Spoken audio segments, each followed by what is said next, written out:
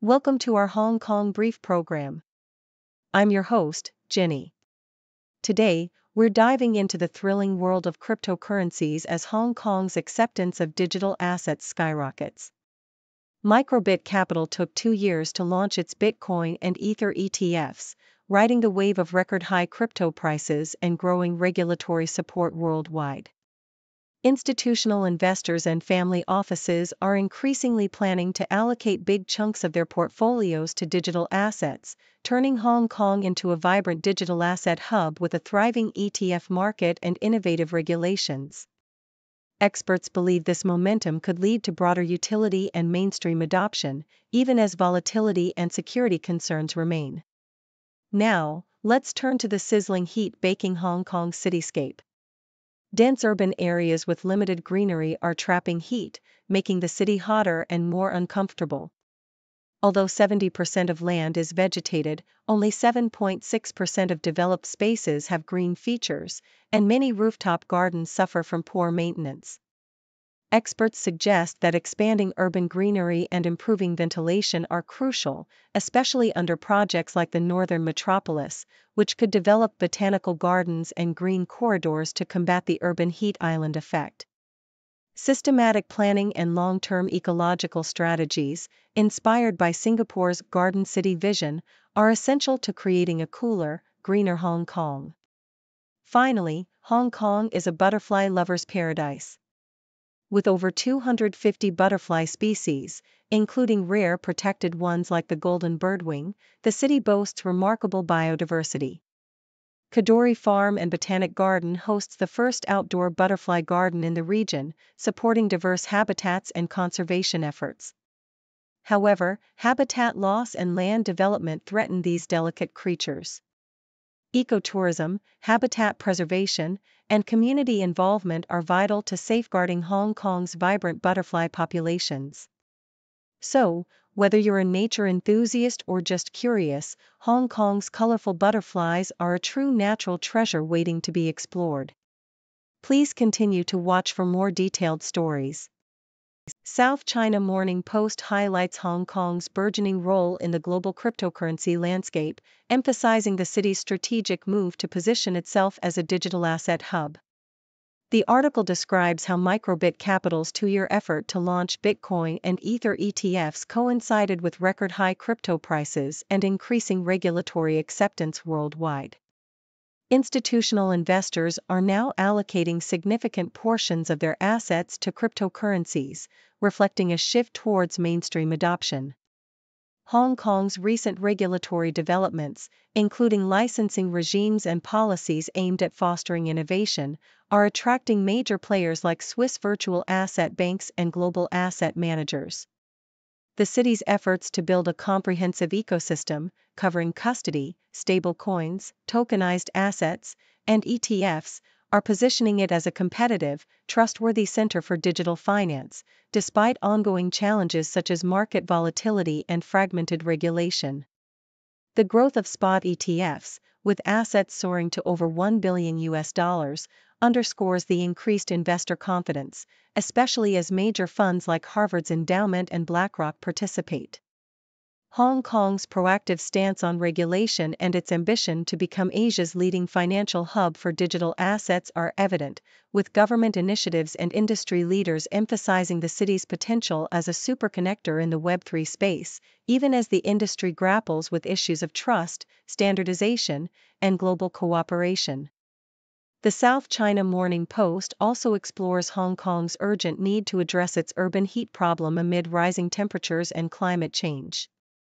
The city's dense concrete landscape and limited greenery contribute to increasingly frequent very hot days and nights, with recent records showing over 50 hot nights annually, a stark increase from historical averages.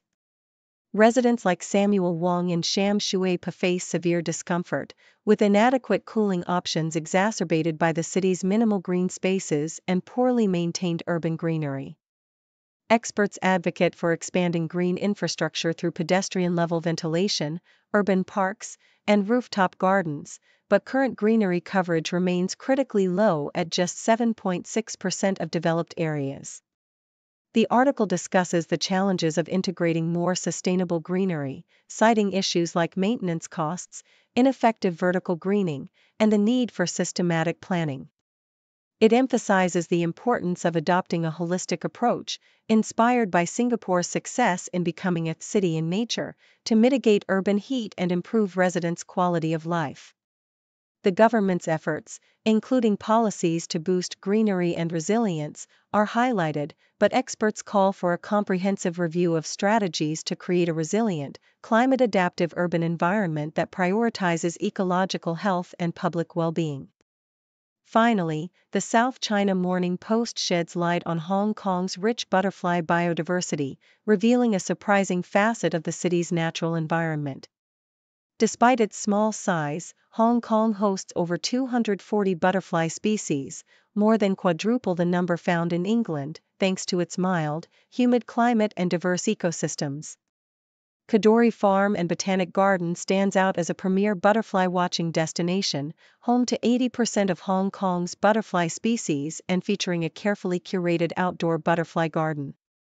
The article underscores the ecological importance of butterflies as pollinators and indicators of environmental health, with ongoing challenges such as habitat loss and land use change threatening their populations. Climate change also poses subtle risks by disrupting plant-butterfly interactions and altering migration patterns. The region's commitment to conservation, ecotourism, and habitat preservation is evident through initiatives like butterfly reserves and educational programs. Despite threats, Hong Kong's unique butterfly diversity offers a window into the city's ecological richness, and ongoing efforts to protect these delicate insects highlight the importance of integrating biodiversity preservation into urban planning. The article encourages enthusiasts to explore local parks and reserves, emphasizing that Hong Kong's small area belies its extraordinary natural complexity.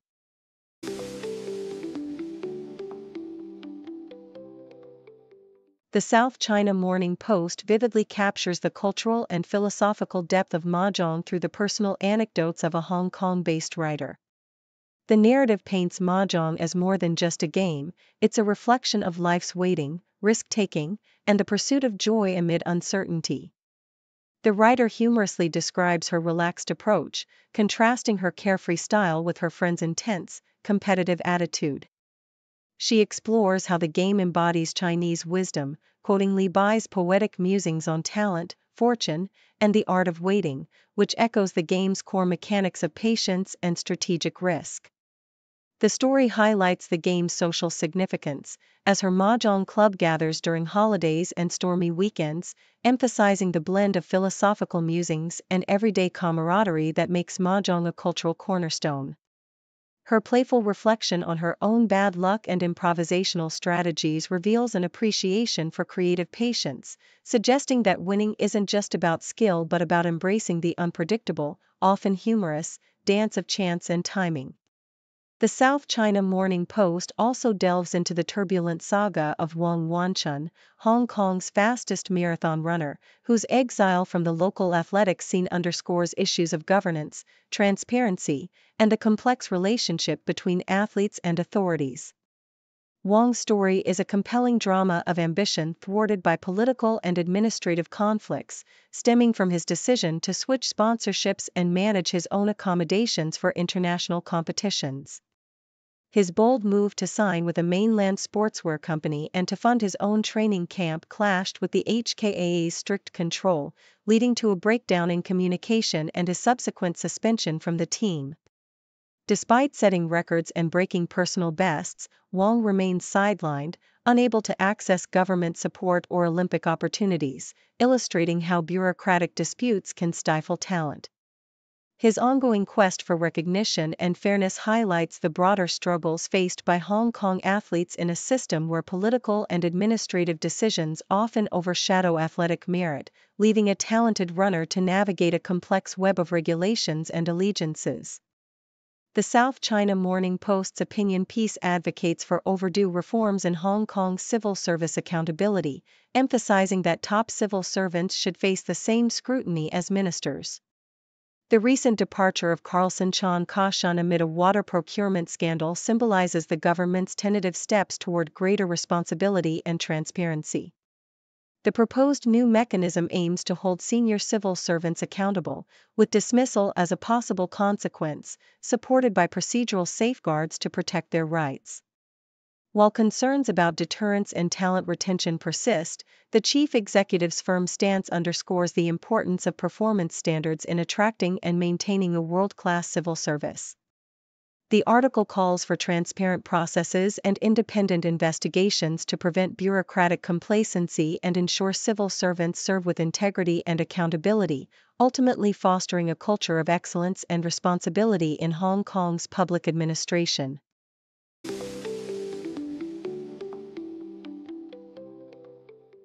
According to the South China Morning Post, Hong Kong's weather has been gradually calming as the tropical depression Mitag drifts away, prompting the Hong Kong Observatory to lower the typhoon signal from number 3 to number 1 standby.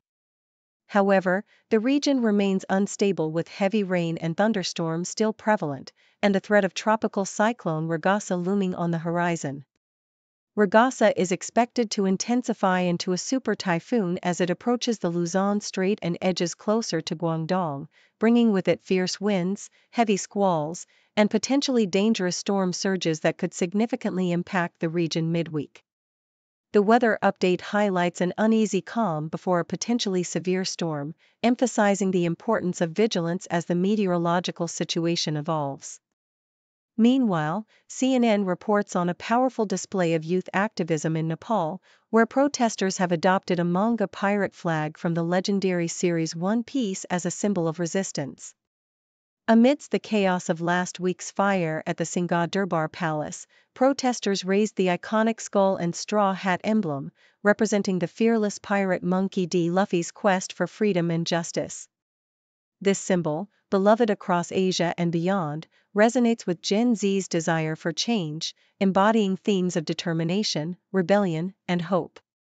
Experts note that such pop culture icons transcend language barriers, galvanizing young people worldwide to rally around shared ideals. In Nepal, the flag's message of fighting oppression and pushing forward has become a rallying cry, illustrating how contemporary protests increasingly blend digital symbolism with real-world activism, inspiring a global wave of youth-led resistance.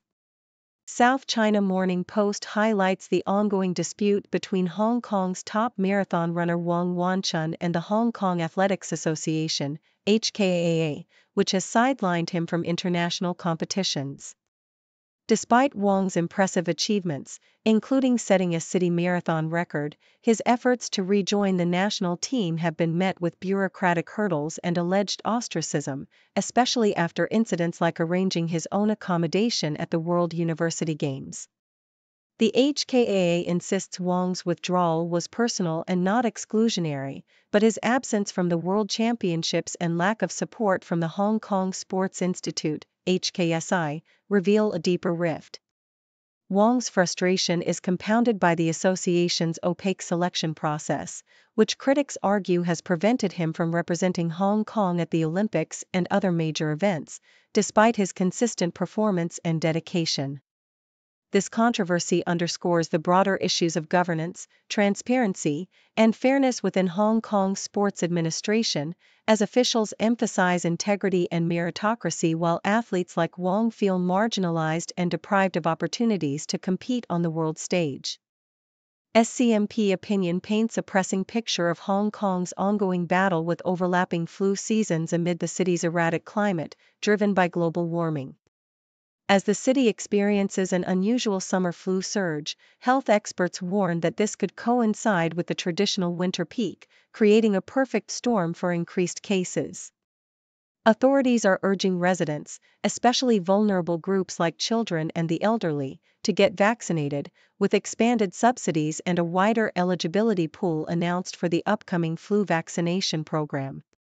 The government's efforts aim to boost coverage, including measures like requiring schools to justify opt-outs and ensuring steady vaccine supplies through family doctor programs.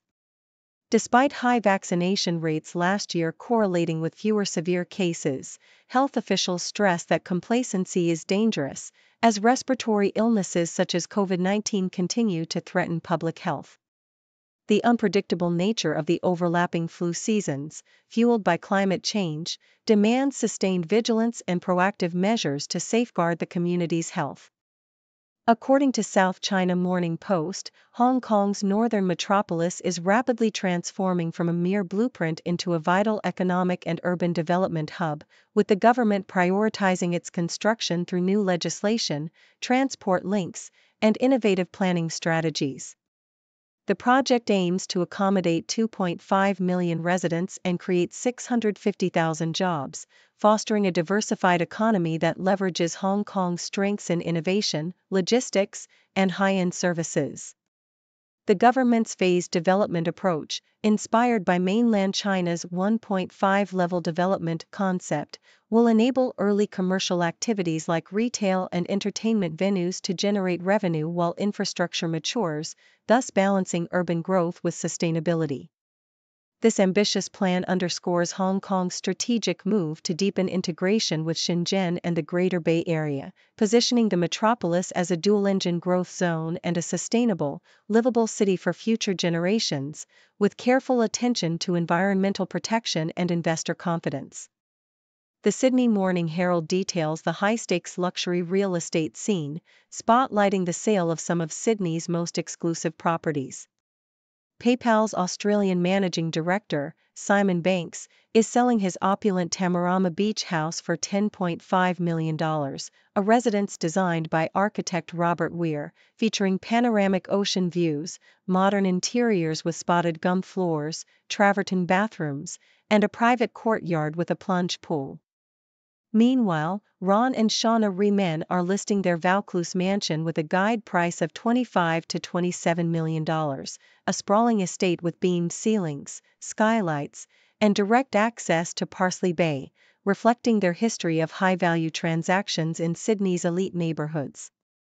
The iconic Iona mansion, once owned by Hollywood's Baz Luhrmann and Catherine Martin, has sold for $37.5 million to a family from the eastern suburbs, while waterfront properties in Mossman have fetched record prices, with locals Louise and Richard Grinham securing a $43.5 million estate in a competitive off-market deal.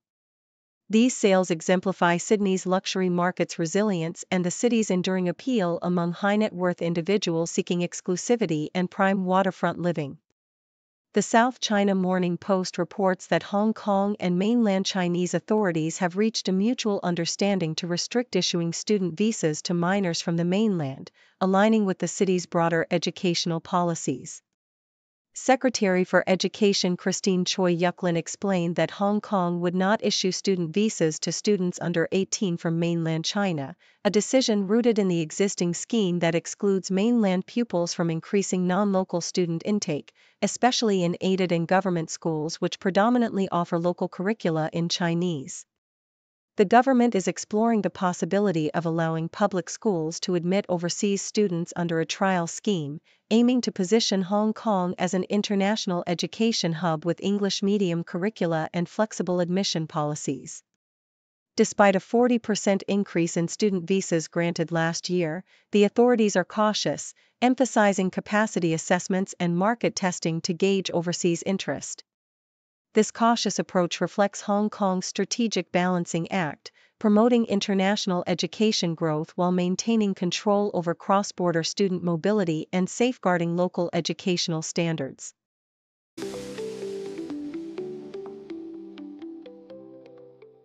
South China Morning Post reports that Hong Kong officials, including Chief Secretary Eric Chan Kwok Ki and Education Minister Christine Choi Yuklin, defend the proposed requirement for teachers to obtain a practicing certificate, emphasizing that the initiative aims to support teachers rather than hinder them.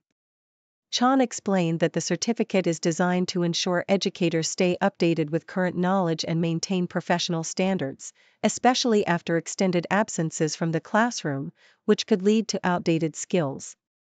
Choi added that the government has reviewed the lifetime registration system, with issuance contingent upon continued practice and adherence to ethical codes, similar to requirements in professions like law and social work. Despite some sector leaders' concerns about a lack of consultation, Choi clarified that the proposal was developed following lawmakers' suggestions and that the measure aligns with ongoing efforts to enhance the teaching profession, including potential considerations for teachers not currently active in classrooms. The initiative was subtly included in a supplementary education chapter of the policy address, underscoring its significance in the broader context of educational reform, as officials reaffirmed their commitment to professional development and the integrity of Hong Kong's education system. Thank you for tuning in. The content above showcases the latest briefing reports and analytical synopses, thoughtfully curated by the 6Do team.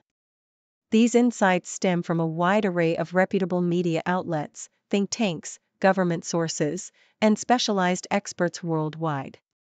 We encourage you to explore these sources for a comprehensive perspective.